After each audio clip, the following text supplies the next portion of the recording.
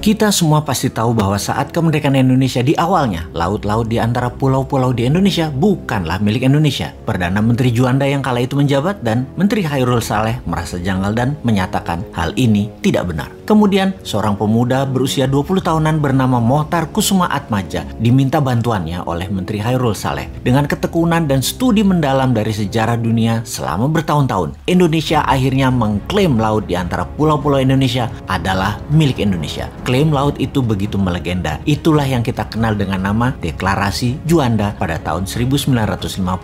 Seluruh dunia geger, dunia menentangnya dengan tidak ada yang menyetujuinya. Indonesia tidak tinggal diam dan terus mencoba meyakinkan dunia. Hingga tahun 70-an akhir dan tahun 80-an awal, Indonesia terus berjuang dengan gigih melalui diplomasi oleh Mohtar Kusuma Atmadja di konferensi PBB tentang hukum laut. Puncaknya adalah negosiasi Mohtar Kusuma Atmadja yang kala itu menjabat Menteri Luar Negeri Indonesia dengan State Secretary Amerika George Shultz. Dengan kelihayan seorang Mohtar, akhirnya dunia menyetujui bahwa Indonesia adalah negara kepulauan dan laut di antara pulau-pulau adalah laut milik Indonesia. Semua itu tertera dalam putusan Konvensi Hukum Laut UNCLOS atau United Nations Convention on the Law of the Sea. Waktu berjalan hingga lebih 30 tahun saat ini, di mana baru-baru ini seorang pakar hukum laut Profesor Myron Norquist menyatakan dulu ada seorang Indonesia yang bernama Mohtar. Ketika dia bicara, semua orang bergetar. Salut dan respek kita untuk pahlawan maritim Indonesia, Bapak Mohtar Kusuma Atmadja. Kemudian kita harus bagaimana? Ketika nanti Newmind mendapat mandat, perjuangan Pak Mohtar Kusuma Atmadja akan kita lanjutkan dengan lobi tingkat dunia.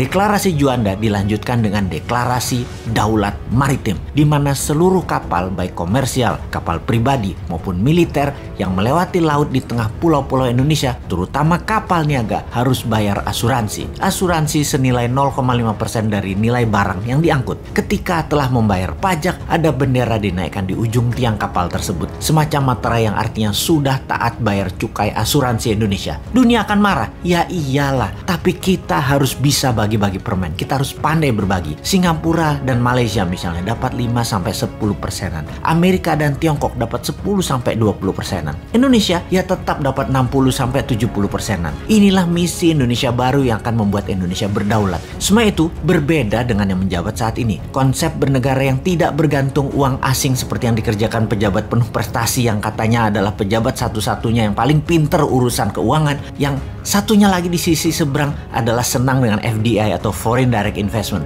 Mau yang miring ke asing IMF dan Amerika maupun yang miring ke Tiongkok, keduanya saat ini membuat Indonesia tidak akan pernah menjadi negara berdaulat. Strategi keduanya itu akan hanya membuat Indonesia terjebak menjadi negara tengah atau middle country selamanya, selama mereka menjabat dan selama mereka berkuasa. Kasih deh 2 kali masa jabatan lagi, perpanjang hingga jabatan ketiga dan jabatan keempat sampai 2034. Tetap Indonesia akan gini-gini aja. GDP per kapitanya paling mentok dari 3.900 saat ini, paling naik hanya paling ke 5.000-an selama 13 tahun ke depan. Terjebak di tengah plus masih terus terpesona dengan asing. Untuk itu Indonesia harus berubah, harus berani, harus kompak, harus satu visi, satu misi, yaitu membuat Indonesia berdaulat. Salah satunya kedaulatan laut beserta kemanfaatan laut serta isinya. Selama ini iya, wilayah itu wilayah Indonesia. Kita sekarang minta lebih lagi karena kita mengurusi kerusakan lingkungan laut akibat 100.000 kapal asing melewati perairan Indonesia tanpa kita dapat benefit apapun, terutama benefit finansial. Kita tekor. Sahabat muda, zaman berubah cepat. Indonesia harus lebih dihargai. Pak Mohtar adalah pahlawan maritim Indonesia